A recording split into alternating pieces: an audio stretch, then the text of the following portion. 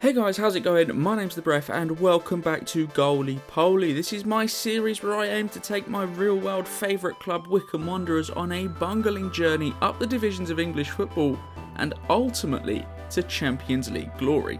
And here it is, the first episode of a new in-game season. It was a roller coaster over the last 8 episodes and ultimately we were able to claim promotion, finishing in second place, 9 points behind your champions, Lincoln City. I know you're all going to be interested in what exactly happened in the off-season, what happened in the pre-season, what were the results, what were the transfers. Oh, there were big transfers. And I've got plenty of time to get into that with you, but first, I'm going to take you through the end of season review. It was a busy season in the transfer market. We bought in a number of players and we let a few go. On the whole, we made profit thanks to 2 massive sales in January of Fred Onyedinma and Angus Haggleskjar. For a tiny little League One club who runs a net loss every single month, that was amazing business, and it allowed us to finance an improvement to our youth facilities, and going into the new season, even our training facilities. That is a little bit of a spoiler. The question is, what was the result in the playoffs? And you can see here Stevenage nicking the 5th place spot. They also gained promotion. Birmingham, our fierce rivals for so much of that season last time, didn't even make it out of League One. Their £15 million man, Jay Stansfield, was not enough to help them come through. Now they do have a ton of assets, a lot of players worth a lot of money, at least comparable to the league. But it still remains to be seen whether they will join us in the Championship at the end of this season. That's assuming that we're able to stay up. Our biggest win last season came in the 6-1 away day at Crawley Town. Yes, they finished down the table. No, it didn't matter at all. We managed to put 6 past them. Lowry, Kone with a double, Taylor, Onyedinma and Sam Vokes the goal scorers. Clearly our memorable match was the away day at Posh, where we were expecting to get absolutely run through, and Kone and Onyedinma stole the show with 2 goals apiece to walk away with 3 points and a 4-0 win. And it was James Berry whose goal towards the end of the season at Northampton Town won goal of the season. And here is the timeline. 31st of July, I took the reins and also on the same day named Sam Vokes the new captain of the club. It then took us a little while. On the 16th of August, we managed to get former German international Lars Bender in as assistant manager and managed to get him to speak fluent English. On the 1st of September, transfer deadline day, we splashed the cash and bought Promise Omashari in a £350,000 deal that set a then club record fee. We loaned him back for the rest of the season, where he dominated in League 2 and has put himself squarely on my radar for the upcoming season. One of our best transfers happened 26 days later. On the 27th of September, Louis Watson joined the club on a free transfer, and he was instrumental in our vital points run at the end of the season. One of my dreams came true shortly after that, and I bagged my very first Manager of the Month award.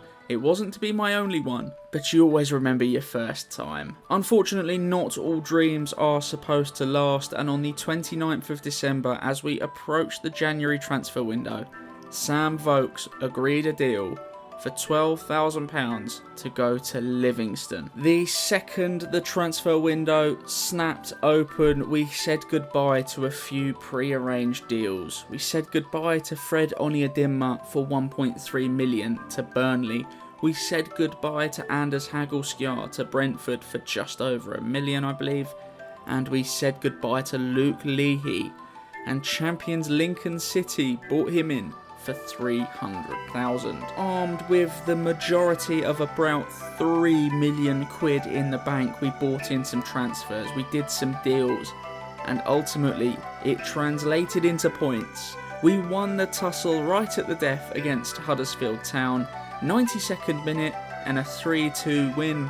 And that turned out to be a very important win after all, because at the end of the season, Wycombe Wanderers gained automatic promotion, and we will play our football this year in the Sky Bet Championship, one tier away from the Premier League. To top off the end to a fine campaign, Richard Kone in the final game of the season bagged his 38th goal, smashing the all-time club record goal scorer for a single season, and only finishing one goal behind the all-time League One record, which currently stands at 39 goals. The only other thing that happened in the off-season that I'm going to do the audio on in post is the Carabao Cup draw, the first round of the League Cup. Now, again, this season, it's just we want to do well in it. It's not going to be, the be-all or end-all of our season.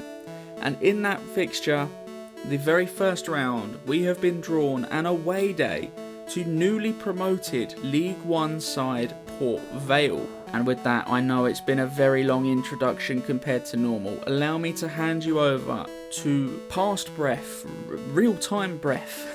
I need to come up with a name for him. Doing the live commentary over the top to take you through exactly what happened in the pre-season. Everything from the fixtures to the training camp to the upcoming league to the all-important transfers. Who's in, who's out, what have we been able to do, what promises have been made, how does our championship season start?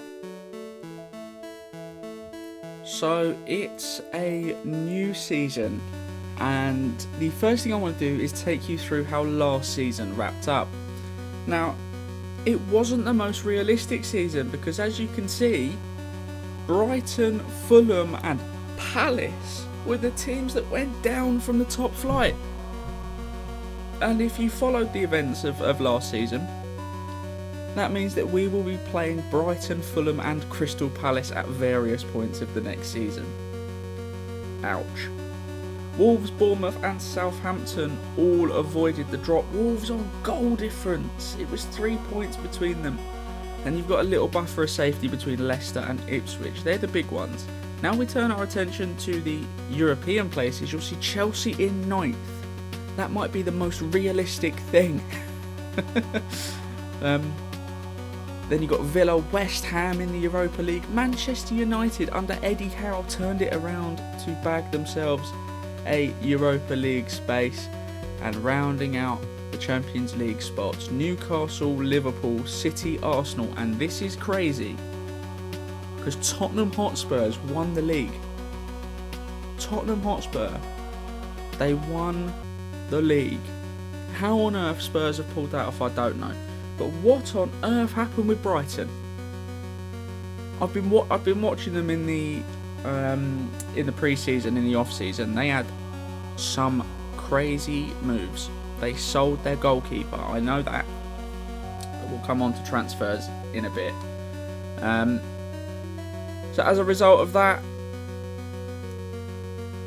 certain teams went down to the Championship, and this season, this is how it looks.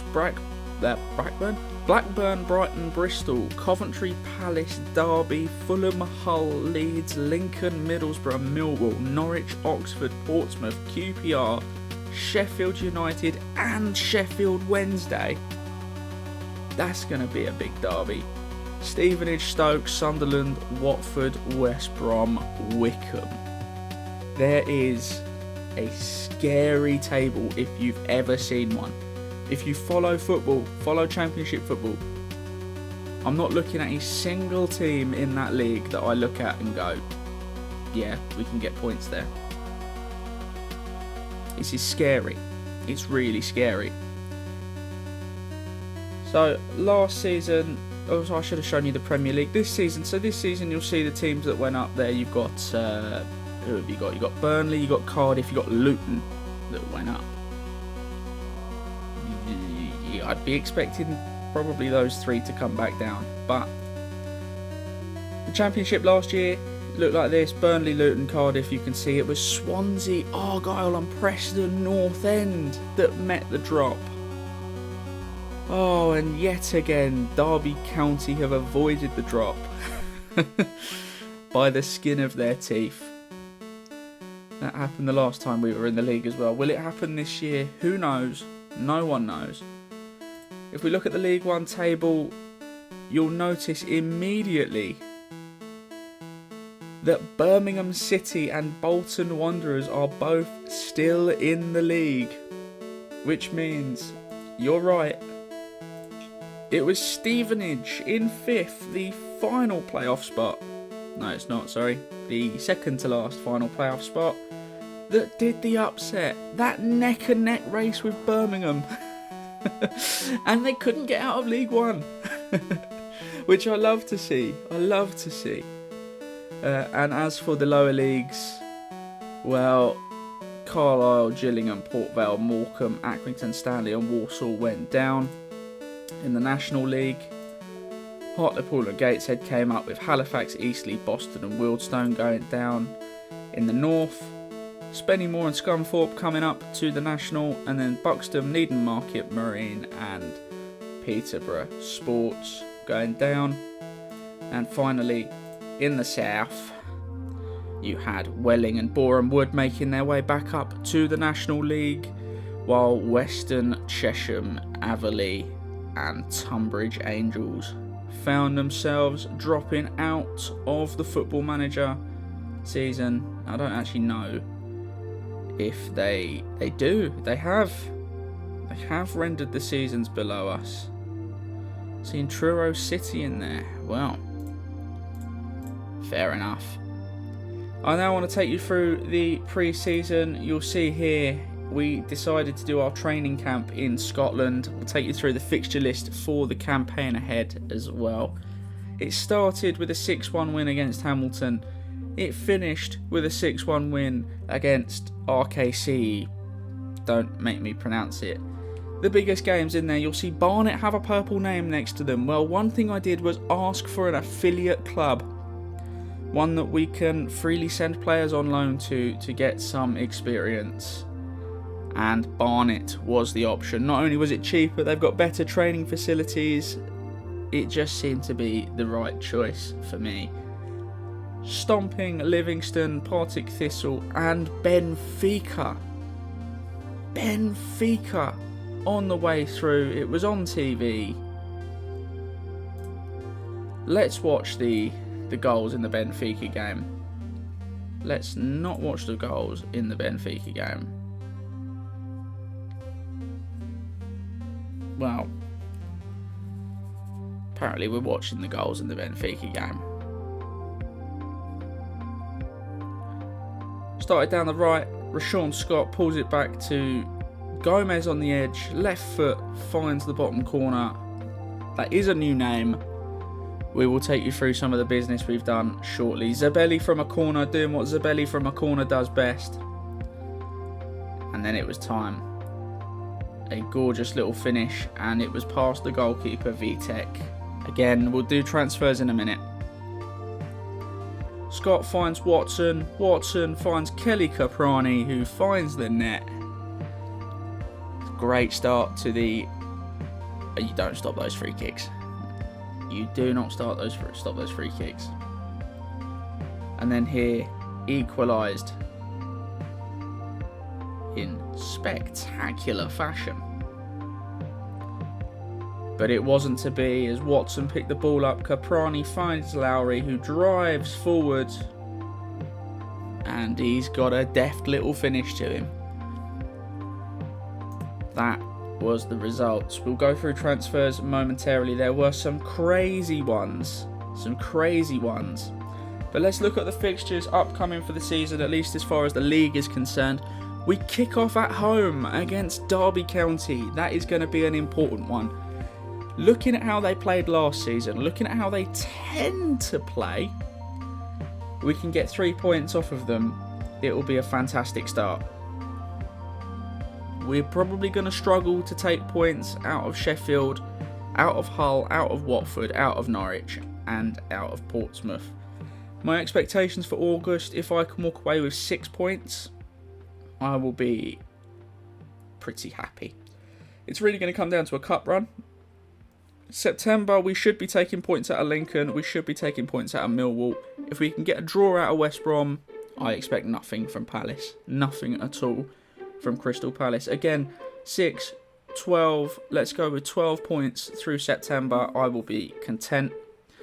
Blackburn, Sheffield, Coventry, Bristol. Really, we'd be looking at getting a point out of all of those games. I think we can do it. That's probably optimistic.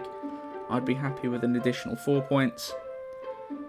Brighton, Stoke, Stevenage, QPR, Oxford. Well, write Brighton off. We should be taking at least some points out of those games. I would expect 3 against Oxford. I would expect 3 against Stevenage. We can get 8 points in the month of November. The point is, you can see there's an unknown fixture here in the Emirates FA Cup. That's yet to be drawn. You'll see here, the thing is, we can probably do our best to avoid the drop. I don't know if we're going to be able to avoid the drop, but this pre-season was heavily carried by Richard Kone. And, well, when I click this tab, you're going to notice something. I've rejected a lot of moves. Transfer history is going to shock you. You've noticed that transfer budget. I have too. Here we are. We will start with the outgoings because it's been mad. It's been mad. Jack Grimmer and Brandon Hannon obviously left on their free transfers. End of contract. I let them go. Hanlon wanted something like $8,000 a week, and I said, "You're not worth that, mate. Get out of here." Jack Young has gone on loan to Kidderminster for the season, and Magnus Westergaard. Well, Preston came in with an offer, $600,000, 100,000 in add-ons. He said he wanted to become unsettled if he didn't speak to Preston, because I think the way the game generates it is because it hadn't ticked over to the new season. The player was still looking at Preston as a championship side. So for him, it was a step up in his career, when in reality, it wasn't. But 700,000, I couldn't really say no. Laurie Schall has gone on loan. Jaden Bartolo's gone on loan. We're not getting any fee for him, but they are paying all of his wages. And they've guaranteed him as an important player. So we'll keep an eye on his development. This is really his development season in League 2, with Reading. And then the big one. Richard Kone. A 33 million rising to 41 offer. Now, we had a bunch of offers come through for Richard Kone. Let me take you through the transfer saga for Richard Kone. We had a ton of transfer offers. I'm talking Lille, Olympique Lyonnais, so Lyon wanted him. One of the Spanish clubs, Real Valladolid, well, one of the Spanish clubs came in with an offer. Fulham came in with an offer. Burnley came in with an offer. You had, who else came in with an offer? Someone else came in, one of the other Premier League teams. Wolves came in with a big offer. And they were all for about 12.5 million, rising to 18, 19 mil. And I said to Kone, well, please stay, I'll pay you anything. But he wanted to move up to the Premier League. He wanted it for his career. He was very adamant he was not interested in staying. I managed to say, look, we'll sell you if we get a good offer. What value do you think? I said 35 mil. I said 37.5. He said 32. I said 35. He said brilliant. So a promise was made that we would sell him if it came in at 35. And then we had this offer come through from Burnley. It was the first one. We had one from Fulham come in afterwards. They revised their offer, and actually they offered a bit more. But he wanted to go to Burnley because he wanted to be in the Premier League. 33 million up front. Potential add-ons taking it to 41 million for Richard Kone. Clearly he's a striker in high demand. And who was I to stand in his way? Especially when the finances that brings in is insane. We also had offers come in for, we've not sold him, we had offers come in for Alex Lowry. Now, he wanted to move to Brentford. I didn't want to sell him for 11 million because I thought I could get more. It didn't come in at 11. It was like 11 million with add-ons that he would never reach. You know, so I was like, no, I'm not taking 6 million plus 5 in add-ons. So there is a current promise that we will sell Alex Lowry if a bid comes in for £20 million. Now, I'm not expecting one, not this season. It may come towards the end of the season, it may come in January, but I do have a couple of players in mind that I would like to bring in to replace Alex Lowry should he leave the club. Which would be a terrible shame. The Richard Kone deal also comes with a 50% future transfer fee. So we can expect to make a ton more money from Richard Kone in the future. Looking at who we've bought in, well, I did some free transfers. Basically, I overhauled the entire squad. And I'll show you the squad lineups in a minute. But you can see here, 2 free transfers. I got Robocop in. Hell yeah. Alex Murphy is apparently a 6'4", 12 stone thing. He can play centre back. He can play left back. He's very versatile. He is professional. He's very left-footed. That's the problem. He's very left-footed. So I'm looking at him as, you can see from the training, he's going to be a ball-playing defender in the centre for us. He's going to sort of bring our back line in. But also he can cover out on the left should we have any injuries. Now, we're not done with transfers, but I have overhauled the squad the best that I can. You'll see on the first, we had there we go. We managed to get Liam Palmer in. He is a former Scottish international who can play literally anywhere. He can do a decent job in central midfield covering. He can do a decent job in the middle. He's naturally a fullback, and that's where I'm going to play him, or train him to be. Sorry, I should have done this beforehand. Fullback support. You want agility and balance? Well, I will trust you, Lars Bender. I will trust you. Yeah, there you can see Liam Palmer. We got him in on a free. He's 32. He's in to the end of the season. He's one I possibly will look at renewing because his leadership is quite decent and he does a job. I've shown you Robocop. You can see partly why I did it. Obviously the name, but actually he's got decent stats. And then I sort of panicked a little bit. We needed another centre-back. So I managed to find Zayn Monlouis from Arsenal. Arsenal have loaned us another centre-back. But this time they don't expect him to play. We are covering 60% of his wage. And Arsenal have been kind enough to drop the expectation that he'll be an important player. So he's in really for the squad. He's in for the experience of Championship football. Radek Vitek, on the other hand, well, Radek Vitek is absolutely in for playing. We managed to get him in on loan from Manchester United, the 6'6" Radek Vitek. He is going to be our #1 goalkeeper for the season, just for the experience. And then I basically did some business. I had them all lined up nice and early. We did some business basically all the way through. Marlon Pack, got him in on a free. He's 33, 6'2", central midfielder, decent leadership, decent positioning. He's a model professional, so he has come in to my, what do you call it? The mentoring groups. He's really only in for the season to try and do a job to cover some positions and help people. We then managed to poach this little fella, Michael Rosiak. He's a Polish right back. He was released from Liverpool at the end of last season. He's in partially for cover, partially for the second team, you know, but he's also 18. So we've done some good business there. And we've also done the same for Ferdinand Okov. Can't remember who he was released by. And then we get down to the paid transfers. Oh, sorry, Mickey O'Neill. He's a striker and attacking midfielder. I've brought him in to do the job in attacking midfield to cover there.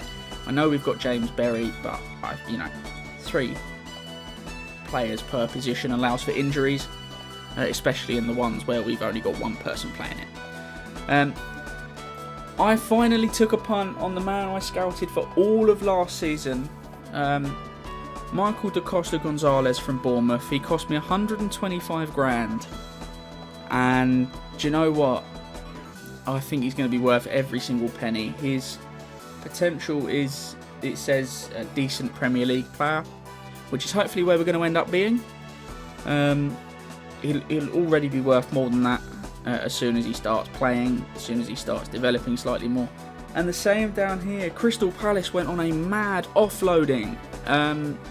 Osman Edouard, Mateta, they all had offers dropping down to the Championship. Crystal Palace was selling up, and I took the time to go through their squad, and I poached their striker, Jemiah Umolu. I've probably butchered that name, but that's the one you're going to hear for this season. Cost me 100 grand, rising to 120 after 50 league appearances.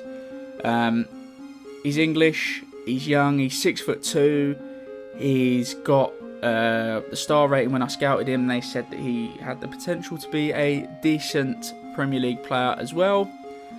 So again, we brought him in. He's young, he's got decent enough stats. He'll be going into our second team. He'll do bits. Now, there were some transfers towards the end of last season as well, before it ticked over. We'll scroll down. Here they are. Obviously, Josh Martin has come in finally on his free end of contract. My first purchase was this fella. His name is Jordan Amissa. He is a 22-year-old German goalkeeper I got in from Ross County on a free. He is developing quite nicely. He's got decent Championship standard goalkeeper. Really, he's taken one of my ESC slots. Now, for if you don't know, ESC is you get 2 of them. So when your international players don't qualify for a work permit, I think it's emergency support. I don't know. It's basically an emergency work permit that allows them to come in and play, and you get 2 of them. So Jordan Amissa is my number 1. He is my soon-to-be first-choice goalkeeper. He's my cup goalkeeper this season, and we'll play him as part of the second team. So we'll make sure when we rotate the squad, we've got a very long season, loads of games. When we rotate the squad, he will get opportunities. He's 6'4", German, decent stats. I think, you know, the thing for me was I was looking for players that we could make money on. If not this season, next season, season after, I think I can probably make some money on him because he's coming on a free. Probably not looking at the same amount of money as Richard Kone or Alex Lowry, but money's money. We then were able to poach the 21-year-old Uruguayan Diego Gomez from Brighton on a loan. We have an optional fee for him embedded in it. It's 1.5 mil, I think we got them to agree to. Let's have a look. What is it? Yeah, 1.5 mil. We'll play him as a central midfielder. We're paying more of, you know, we're paying more money than he's currently earning. But yeah, it's a decent. Right. Let me explain what's happened here. This number is set by the game if you trigger this. So if at some point we like him, he turns out to be playing well, and we trigger this 1.5 million, this is how long his contract, this is what his contract value is. So we're prepared to pay him this continuously, essentially. We are paying all of his wages, and this is what we'll pay him if we trigger this £1.3 million deal. Where was I on this one? It was down here. So yes, we got him in.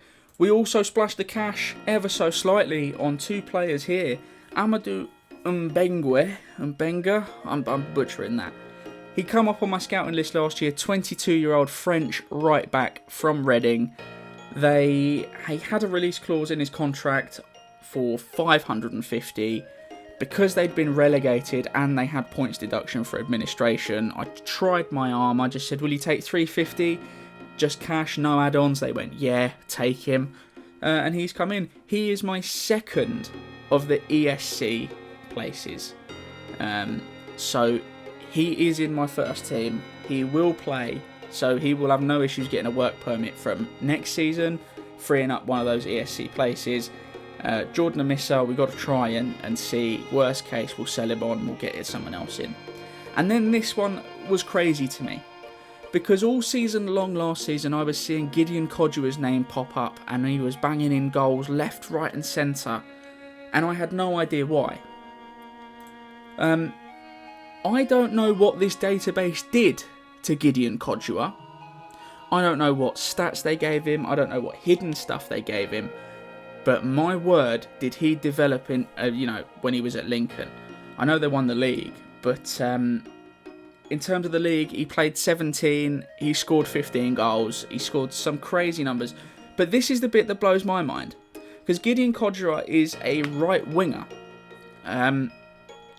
Except for some reason, the game, in all of its infinite wisdom, generated him at 6'6", and gave him 14 heading. So, for some reason, Gideon Kodua's stats have become a little bit flipped.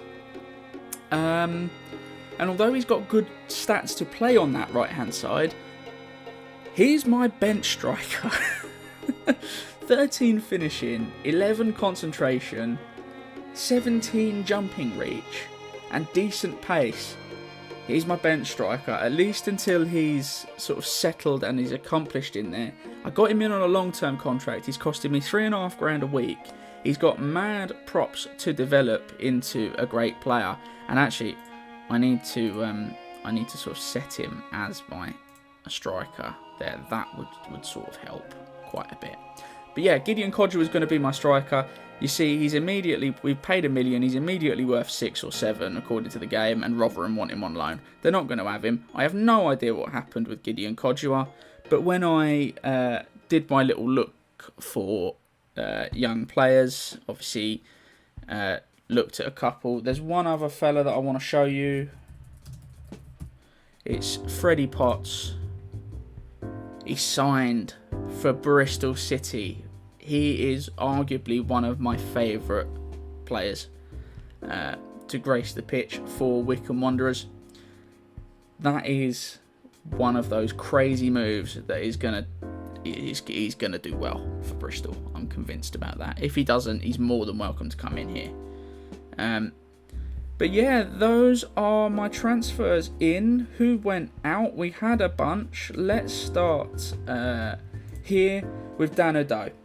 11-6 transfer window opened. We had an agreement in place beforehand for 3 players, you can see. So when the transfer window opened, they moved out. Plymouth Argyle, now in League One, wanted Daniel O'Doe. Daniel O'Doe wanted a new contract where we paid him $12,000 a week. I said, get out of my office, big boy. You're having a giraffe for someone who spent 80% of last season injured. Argyle said, we'll give you something like $270 with add-ons. I went, I don't really care about the add-ons. Would you give me $300 in cash? They went, yeah, hell yeah, go on then.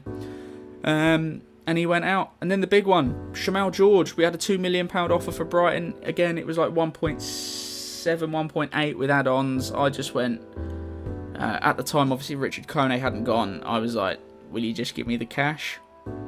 I'll get someone in on loan, like Radek Vitek. Brighton went, yeah, we'll give you £2 million for him. They sold Verbruggen, so Shamal George has moved on to Brighton. And obviously you have to remember, because this is counting as last season's transfers, these players all thought they were playing in the Championship with Plymouth and the Championship with Brighton. Adam Reach got an offer from Birmingham City. He was really upset. He wanted to leave. He actually wanted a new contract. He wanted $10,000 a week. I said, you're not worth it, mate. You're 31, going to be 32 at the end of this season. No chance. Again, you spent a large portion of it out injured, so no. Birmingham said, we'll give you 125 cash. It was non-negotiable, so I said, yeah, take it. And then the other two. Matt Butcher has gone to Portsmouth. for a £90,000 rising to 80,000 rising to 160, and Tyrese Sinclair, who I bought in on a free, 100 grand rising to 130 out to Carlisle. So actually, in terms of our business, you can see I spent 2 million last season, but I sold 5.5. We improved a bunch of facilities, we bagged ourselves an affiliate club, and then coming into this season, I've currently spent £225,000. I've sold for 33.5 million. Potential to sell for 53.5 million if someone comes in for Alex Lowry. Now, for me, this season, the idea I know would be buy. You spend the money, buy all the great players, keep yourself up. Well, our board objectives, club vision for this season, attempt to avoid relegation. That's it. Just attempt. The board have absolutely no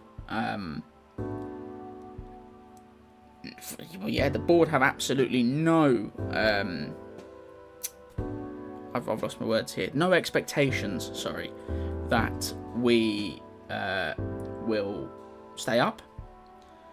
The contracts are sort of the same: 2 years for 31, 1 year for 33, and 2-year contracts for first team players preferred. They're not judging us on it, which is absolutely fine.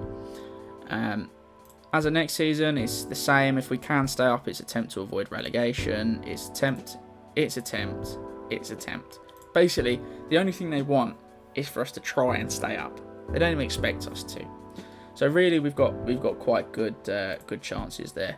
The supporters want defensively solid and counter-attacking football. We want a higher reputation than Oxford, and we want to avoid relegation. Of course, they want to avoid relegation. But you know what? Last season, we managed to make this 4-4-1-1 work.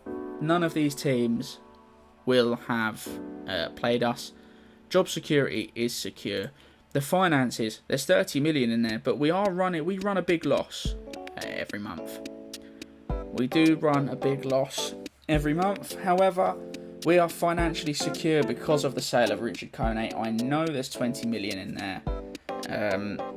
I don't want to spend 20 million in there. I do need to bring in a couple more players just for backup. So let's have a look at the squad. This is our main 11.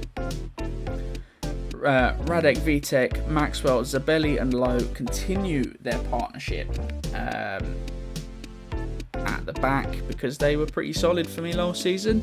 And our new right back, Mbengwe, is in. Josh Martin sits on the left. Just off of him, the Paraguayan Diego Gomez.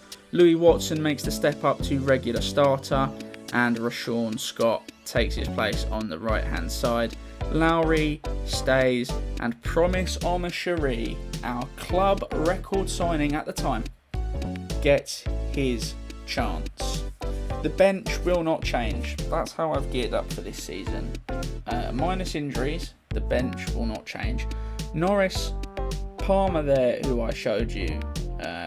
Big Dave stays. Kieran Clark on the bench as well. And you've got Ward now, Christy Ward, who is back from loan. He's going to sit on the bench for this season, get some game time, get some development. Nathan Tormey, he's still at the club. I figured I should make him useful. He is wanted. He is wanted by a few teams on loan, and I will allow him to go, should that be the case. Gareth McCleary stays on the bench for the right-hand side. James Berry, and now Gideon Kodjua is my backup striker. No Richard Kone. It's broken my heart, but you know what? I'm not in a position to be fussy. In terms of our second 11, well, I've put together the second 11. You'll see here, all change, a brand new 11. But this time, this 11 is slightly more solid than the last 11. Jordan Amissa is in the net there. Dan Harvey retains his place. We've got Alex Murphy. Robocop is in there on the left. We've got Monlouis on loan in there, and Michael Rosiak as well. Kelly Caprani who was a starter last season, is pushed down to the second team, but had a decent pre-season. Okot and Pack, Da Costa Gonzalez on the right, O'Neill playing as a shadow striker, and Umalu is up top.